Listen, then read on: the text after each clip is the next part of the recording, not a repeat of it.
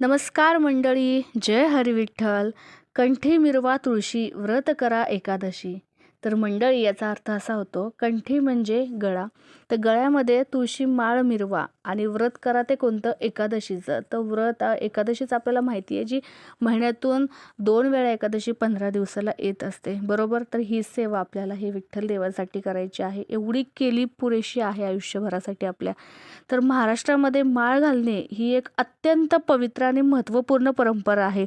विशेषत वारकरी संप्रदायामध्ये ही केवळ एक शारीरिक क्रिया नसून आध्यात्मिक दीक्षा देखील आहे.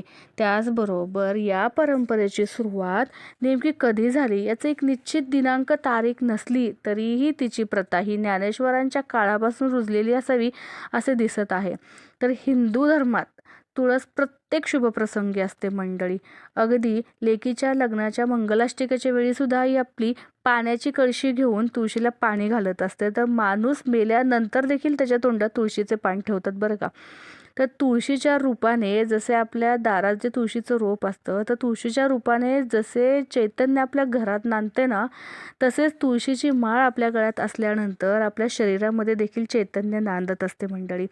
तर तुळशीची ही माळ वारकऱ्यांची एक ओळख आहे. तुळशी माळ गळ्यात घातले हे वारकरी पंथात खूप जरुरीच असतं.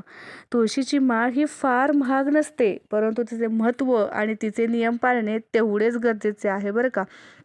तर चला मग सुरुवात करूया. तर ह्याच्यामध्ये आपण या व्हिडिओत आज बघूयात की तुळशी माळ घालायची कधी.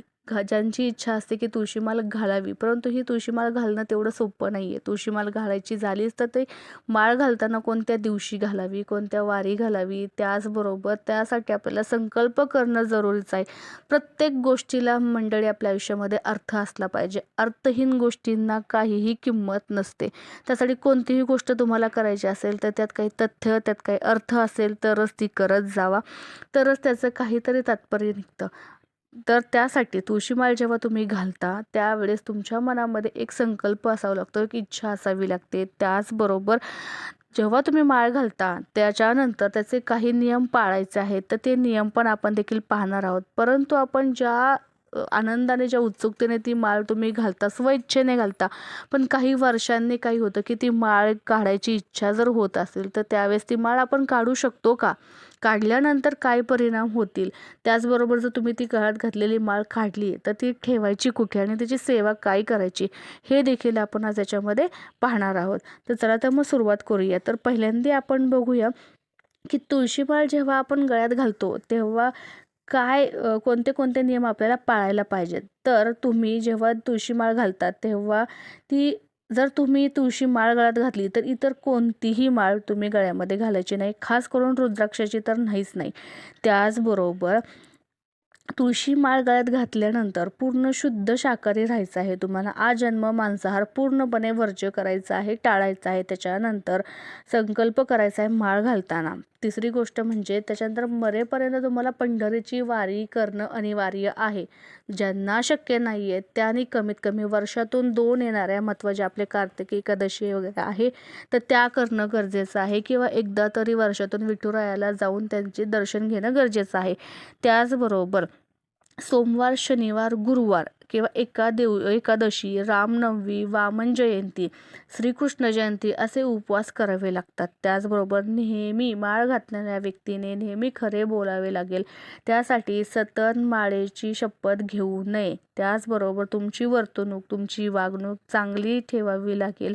इतरांबद्दल मनामध्ये सद्भाव, चांगली वासना ठेवावी लागेल. कोणाविषयी द्वेष, राग, मत्सर आणि लोभ ठेवायचा नाहीये. सगळ्यांप्रती प्रेम, आपुलकी, आपलेपणा ठेवावा लागेल. कोणाचीही निंदा केलेली चालणार नाही आहे. स्वार्थीपणा सोडावा लागणार आहे. त्याचबरोबर सगळ्यात महत्त्वाचं व्यसनमुक्ती. तर दारू, तंबाखू किंवा इतर कोणत्याही प्रकारचे व्यसन तुम्हाला करता येणार नाही आहे. त्याचबरोबर कांदा आणि लसूण कमी प्रमाणात खावा लागेल. शक्य असल्यास वर्जच करावा लागेल, परंतु कांदा आणि लसूण कमीत कमी प्रमाणात खावा लागेल. परस्त्री माते समान मानावी लागणार आहे. तिचा आदर करावा लागणार आहे. त्याचबरोबर ज्ञानेश्वरी, भागवत गाथा घरात ठेवून त्याचे नित्य पठण किंवा पूजन करावे लागणार आहे. वारी चुकवून इतर यात्रा कार्यक्रम करू नये. त्याचबरोबर घरी कीर्तन, भजन, प्रवचन, हरिपाठ याचा आनंद तुम्ही उपभोगायचा आहे. त्या आनंदामध्ये सहभागी व्हायचं आहे. रोज तुळशीला नित्यनेमाने पाणी घालायचं आहे, नमस्कार करायचा आहे. त्याचबरोबर श्रावण मास, मार्गशीर्ष महिना हे महिने तुम्ही पाळायचे आहेत. सतत तोंडात विठ्ठलाचे, पांडुरंगाचे नाव असणे गरजेचं आहे. शक्य ज्याला आहे त्याने विष्णू सहस्त्रनाम पाठ करायचा आहे, त्याचबरोबर वाचायचं आहे. आणि तुम्ही लावताना अबीर बुक्क्याचा टिळा तुमच्या कपाळी लावायचा आहे गंध म्हणून. त्याचबरोबर तुळशी माळ गळ्यात असताना दुसरी कोणतीही माळ तुम्ही गळ्यामध्ये घालायची नाहीये. त्याचबरोबर स्वतःचे चारित्र्य जपायचं आहे तुम्ही. हे सगळे नियम जे आहेत हे आपल्याला पाळायलाच हवेत. की घातलेली माळ आता तुम्हाला जर काही कारणास्तव काढायची आहे तर ती काढू शकतो का? तर उत्तर असं आहे मंडळी की हो आणि नाही पण. दोन्हीचं कारण असं, जर तुळशी माळ काढली तर चालते का? तर त्याचं कारण असं की श्रद्धा असावी, पण मनात भीती नसावी. आपल्याला आपले कारण माहिती हवे की आपण माळ काढण्यामागे आपला काय निर्णय आहे, तो आपण का घेत आहोत. त्यासाठी आधी आपले स्वतःचं मन चंचल नसलं पाहिजे, एकाग्र असलं पाहिजे. आणि एकाग्र मन करून तुम्ही उत्तर शोधायचं आहे की मी माळ काढू का? मी कोणाच्या सांगण्यावरून काढतोय का स्वतःच्या स्वइच्छेने काढतोय? माळ जेव्हापासून माझ्या गळ्यामध्ये आहे तेव्हापासून माझ्या आयुष्यामध्ये, माझ्या मनामध्ये काय फरक पडलेला आहे आणि आता माळ काढल्यानंतर काय पडू शकतो याचा विचार तुम्ही स्वतः करायचा आहे. त्याचबरोबर माळ ही फार पवित्र आहे मंडळी. त्यासाठी माळ घालताना आपल्याला संकल्प करणं जरुरीचं आहे. ज्या ज्या गोष्टीने तुमचं आयुष्य बरबटलेलं आहे, आयुष्यामध्ये खूप काही प्रॉब्लेम, अडचणी चालू आहेत, त्यावेळेस जर तुम्ही देवाचा मार्ग निवडता तेव्हा तुम्ही भक्तीचा मार्ग निवडत असाल आणि ती भक्तीच्या मार्गावरती पडल्यावरती त्याच्यानंतर तुम्ही काही संकल्प करून ती माळ गळ्यात घालत असाल आणि तुमचं आयुष्य, तुमचा प्रपंच चांगल्या मार्गाला रंगीला लागला असेल, तर पुन्हा तुम्ही ती माळ काढल्यानंतर पुन्हा तुमचं आयुष्य भरभटेल का? परत तुम्ही वेगळ्या वाईट वर्णावरती जाल का? तुमचं मन तुमच्या ताब्यात आहे का? जर तुमचं मन तुमच्या ताब्यात, तुमचे विचार तुमच्या ताब्यात असतील तर तुम्ही आनंदाने ती माळ काढू शकता. परंतु माळ काढण्यासाठी एक धारणा आहे की तुमची श्रद्धा असावी लागते. कोणत्याही धार्मिक गोष्टीला माणूस जातीचं कुंपण घालू शकत नाही. जर तुमचा निर्णय माळ काढण्याचा ठरलाच असेल तर ज्या भगवंताची तुम्ही माळ घातली आहे त्यांना मनोभावे नमस्कार करायचा आहे आणि मग माळ काढून ठेवायची आहे. मग ती माळ पाण्यामध्ये कधीही सोडायची नाहीये, तिला एखाद्या डबीमध्ये ठेवायचं आहे. त्याचबरोबर त्या डबीला तुम्ही नित्यनेमाने नमस्कार करायचा आहे आणि गळ्यातून काढल्यानंतर माळ व्यवस्थित राहिल्याची पूर्णपणे तुम्ही काळजी घ्यायची आहे. त्याचबरोबर काहींचा असा प्रश्न असतो की लहान मुलींना आपण लहानपणीच माळ घालतो तर, किंवा काही मोठ्या माणसांना किंवा कोणाला त्यांच्या इच्छा न विचारता माळ घातली जाते, बरोबर. तर ही माळ घातल्यानंतर काही दिवसाने ती माळाचा दोरा जो आहे तो तुरकट झाल्यामुळे माळ तुटते. मग काही जण वाटतं एकदा माळ तुटली की पुन्हा मग ती ओवून आम्ही घालू का? तर तुमच्या मनाचा कौल महत्त्वाचा आहे की आता एकदा जीर्ण झालेला दोरा माळ जर तुटली तर ती तुम्हाला घालायची का किंवा नाही घालायचे, हे तुमच्या मनाच्या कौलवरती आहे. त्याचबरोबर जर तुम्ही त्या बाळाला घातले असेल तर जोपर्यंत ते बाळ थोडंफार त्याला समज येत नाही, त्याला जेव्हा समज येते, जर त्याला मांसाहार करण्याची इच्छा होत असेल आणि त्याला माळेचं महत्त्व तेव्हा पटणारच नाही आहे, तर त्याची इच्छा होत असेल तर त्याच्यावरती बंधन टाकू नये. जर तो नसेल खात तर ठीक आहे, जर त्याला मांसाहार खायची इच्छा होत असेल तर त्याच्या गळ्यातून माळ काढणे कधीही चांगलंच आहे मंडळी. त्याचबरोबर मनी नाही भाव देवा मला पाव अशा रीतीने उपयोगच होत नाही त्या भक्तीचा. तर तुळशी माळ गळ्यात घातल्यानंतर पुन्हा काढली तर काय होईल याचं गांभीर्य सगळ्यांनाच असणं गरजेचं आहे. त्याचं कारण आहे, तर मी स्वतः सांगेल की तुळशी माळ एकदा जर गळ्यात घातली तर ती काढू नये.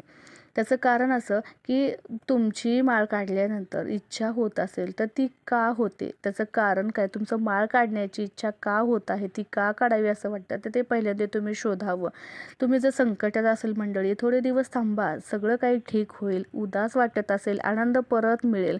तुम्ही स्वतः काढताय की कोणाच्या सांगण्यावरून हे ठरवत आहात ते पहिलं शोधा. त्याचबरोबर माळ काढल्यानंतर काय होणार आहे याचा उलट विचार देखील तुम्ही करा. त्याचबरोबर तुमच्या वाईट गोष्टींना जर माळ घातल्यानंतर आळा बसला असेल, तुमच्या वागणुकींना बंधन पडलं असेल, तुम्ही चांगला मार्ग निवडला आहे, तर त्याने तुमचा जर माळ काढून जर तुमचा पुन्हा तो मिळवलेला मान सन्मान कमी होणार असेल तर तुम्ही माळ न काढणंच चांगलं. जर माळ घालून तुमचा रागीटपणा बंद झाला आहे, तुमचा मांसाहार बंद झालेला आहे, तुमचं आरोग्य ठीक झालेलं आहे, तुमचं आरोग्य, तुमचं मन तुमच्या नियंत्रणात जर आलं असेल, तर माळ न काढणंच कधीही चांगलं.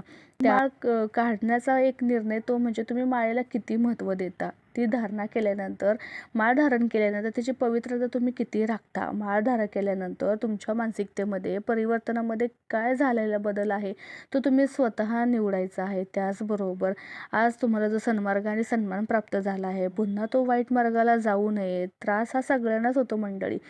तसंच तुळशी माळ गळ्यात घातल्याने तुम्ही स्वतःला विठ्ठलाच्या चरणी समर्पित करण्याचं प्रतीक मानलं जातं. ही माळ घातल्यावर व्यक्ती स्वतःला विठ्ठलाच्या जवळ समजतो, त्यांचा दास समजतो. माळ घालणे म्हणजे नुसती माळ घालणे नाही आहे मंडळी, तर काही नियमांचा आणि तत्वांचे बंधन देखील तुम्ही तुमच्या आयुष्यावर घालत आहात. एक प्रकारची दीक्षाच होय ही. ही माळ एखाद्या गुरुच्या किंवा अनुभवी माळकऱ्यांच्या हस्ते तुम्ही घालता, बरोबर आहे. मग त्यांच्याच हस्ते तुम्ही ती पुन्हा जर काढायची असेल तर काढू शकता. तर अशा प्रकारे हो पण आणि नाही पण अशी सम उत्तरं आहेत मंडळी. तर तुम्ही ठरवायचं आहे की माळ घालायची आणि घातल्यानंतर हे नियम पाळायचे. त्याचबरोबर काढायचे असल्यास तर काढू शकता. काढल्यानंतर पण तिची नित्यपूजा, नित्यसेवा करायची, ती पाण्यामध्ये सोडून द्यायची नाही आहे. तर मंडळी, व्हिडिओ आवडल्यास लाईक, सबस्क्राईब नक्की करा. जय हरी विठ्ठल.